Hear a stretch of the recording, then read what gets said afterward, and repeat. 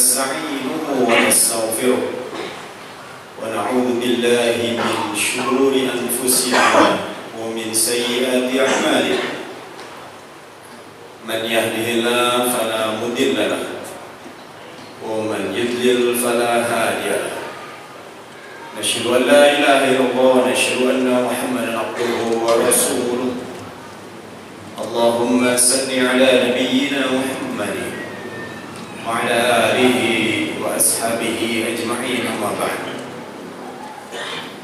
فيا أيها الهادرون رحمني ورحمكم الله أوصيني وإياكم بتقوى الله وطاعته لعلكم ترحمون كما قال الله تعالى في القرآن الكريم أعوذ بالله من الشيطان الرجيم يا أيها الذين آمنوا اتقوا الله حق تقاته ولا تموتن إلا وأنتم مسلمون وقال أيضا يا أيها الذين آمنوا اتقوا الله وكونوا مع الصادقين وقال أيضا إن للمتقين مفازا وقال رسول الله صلى الله عليه وسلم اتق الله حيثما كنت واتق الله ما استطعت وقال أيضا في حديث أخرى عليكم بالصدق وإياكم والكذب إن الصدق يهدي إلى البر وإن البر يهدي إلى الجنة وإن الرجل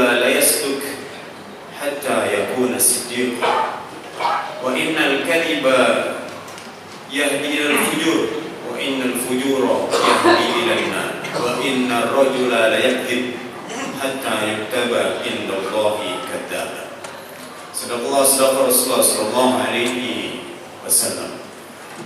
Jemaah salat Jumat rahimakumullah. Alhamdulillah.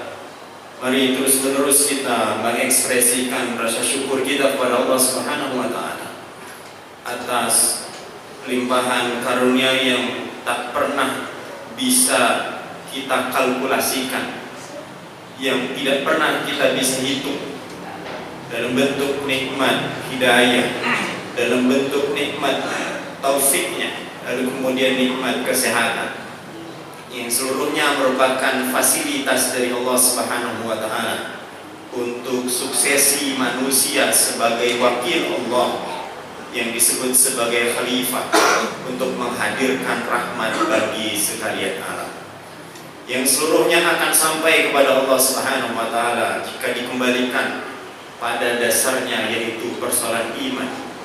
Dan tidak mungkin kebaikan-kebaikan yang dilakukan itu akan sampai kepada Allah Subhanahu wa taala sekali lagi dengan pondasi iman ataupun pondasi akidah yang hanif atau akidah yang benar atau akidah yang lurus.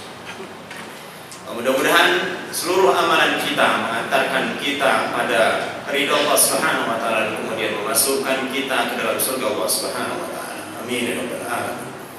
Kemudian berselawat pada Rasulullah Muhammad sallallahu alaihi wasallam, pada keluarganya, para sahabatnya, para pengikutnya, tabi'in, tabi'ut tabi'in dan seterusnya hingga sampai kepada kita semua yang masih terus berupaya mengikuti sunnah-sunnah yang beliau ajarkan, baik yang disabdakan dalam bentuk sunnah qauliyah, yang dicontohkan dalam bentuk sunnah fi'liyah, yang tidak disabdakan Nabi, tidak dicontohkan Nabi, disetujui atas dasar perilaku para sahabat, disebut dengan sunnah takririyah. Ataupun ada juga yang pernah disabdakan namun belum juga dilaksanakan hingga Nabi Muhammad SAW wafat, maka itu yang disebut dengan sunnah hamiyah. Mudah-mudahan kita termasuk orang-orang yang gigih mengikuti sunnah Nabi Muhammad SAW, sehingga pada akhirnya di akhirat kelak nanti, jikalau ada di antara kita yang terancam dengan ancaman akhirat berupa neraka, maka membutuhkan syafaat. Syafaat itu datang dari Allah Subhanahu wa taala. Dengan pemohonnya adalah nabi tertentu, rasul tertentu.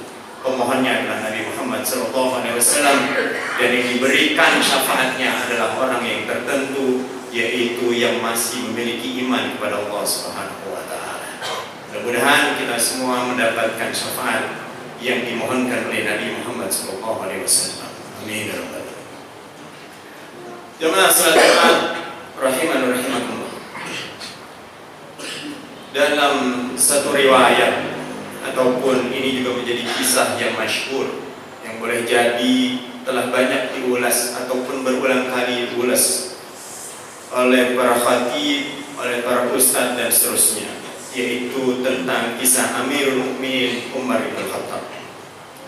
Sebagaimana kebiasaan beliau, yaitu berkeliling di tempat umat ataupun masyarakat yang dipimpinnya, tiba pada satu rumah lalu kemudian mendengarkan percakapan yang terdengar oleh Umar beserta dengan asistennya, yaitu percakapan antara seorang ibu dan seorang anak wanita, yaitu percakapan seorang penjual susu yang setiap malam menyiapkan susu untuk dijualnya, yang dipersiapkan dijualnya di esok hari.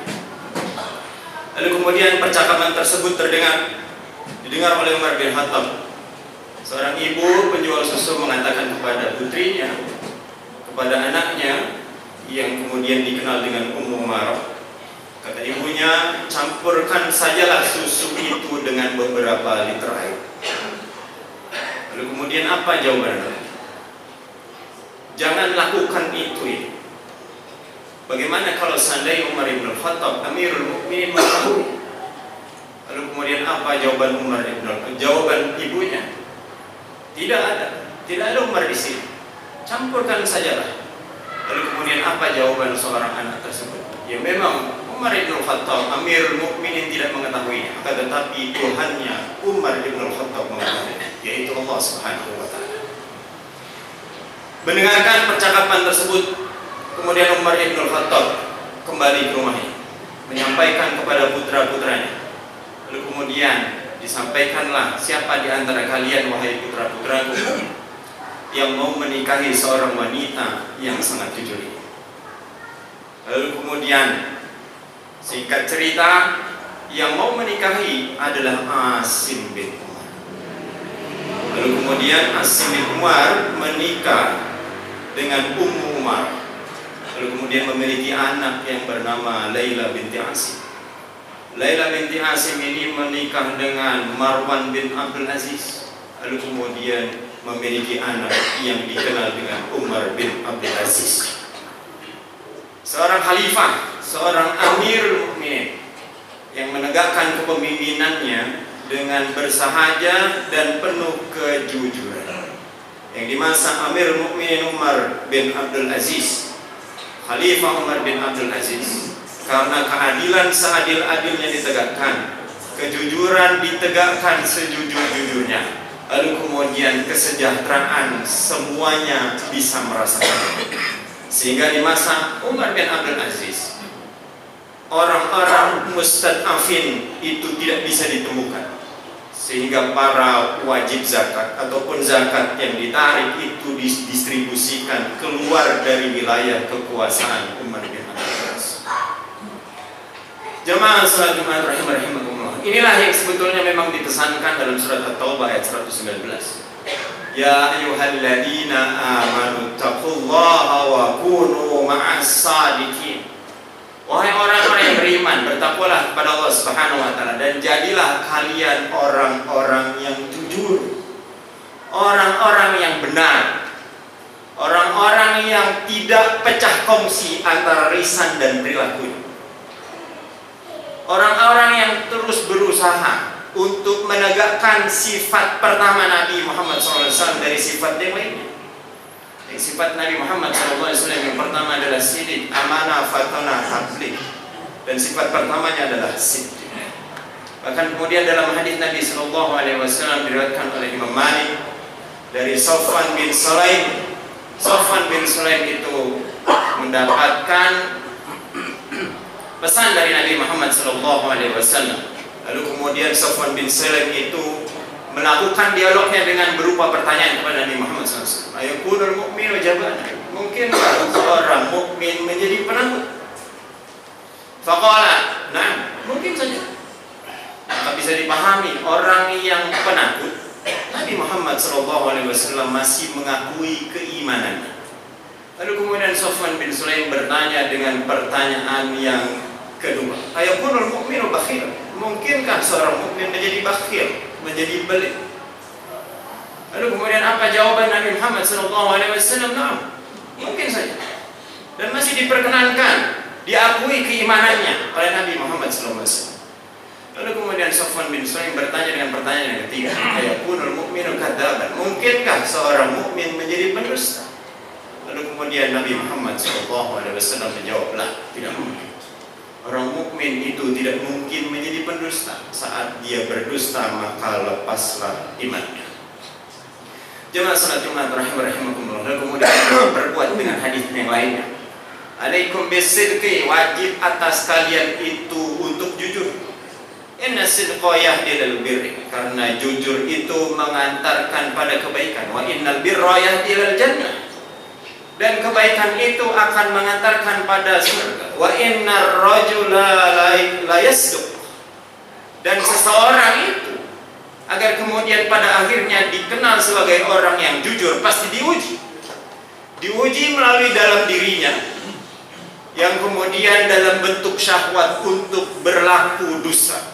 Lalu kemudian diuji pula, digoda pula oleh yang di luar dirinya, yang disebut dengan setan dalam bentuk jin ataupun manusia.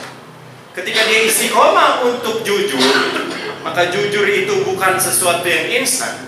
Orang yang disebut seorang yang jujur pasti diuji. Maka kemudian hatta yakuna siddiqan, sampai kemudian orang tersebut dikenal sebagai orang yang jujur. Lalu kemudian dilanjutkan, hadis Nabi SAW dipesankan, wa iyyakum wal kadhib, tinggalkan oleh kalian dusta. Innal kadhiba yahdil fujur, karena dusta itu mengantarkan pada kerusakan, keburukan.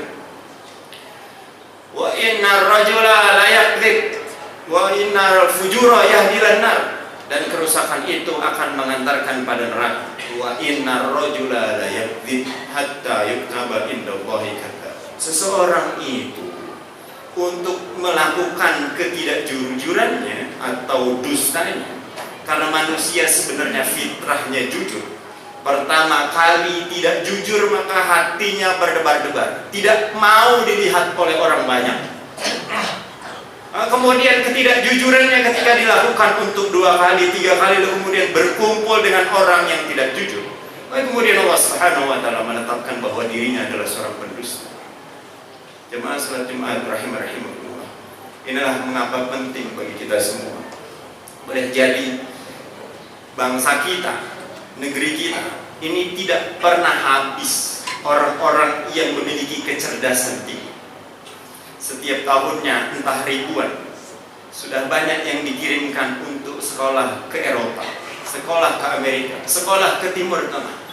Mau di Columbia University, Oxford University, Harvard University, Leiden University, Al-Azhar, Kairo, Madinah, Ibnu Saud, dan seterusnya.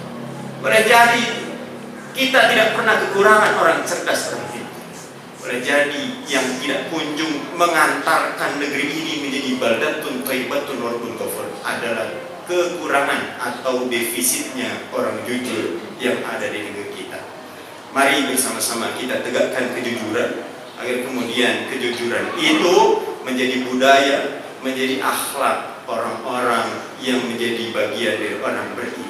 Aqulu qawli hadza wa astaghfirullahal adzim li wa lakum wa li sairil muslimina wal muslimat min kulli dhanbin fastaghfiruhu innahu huwal ghafurur rahim.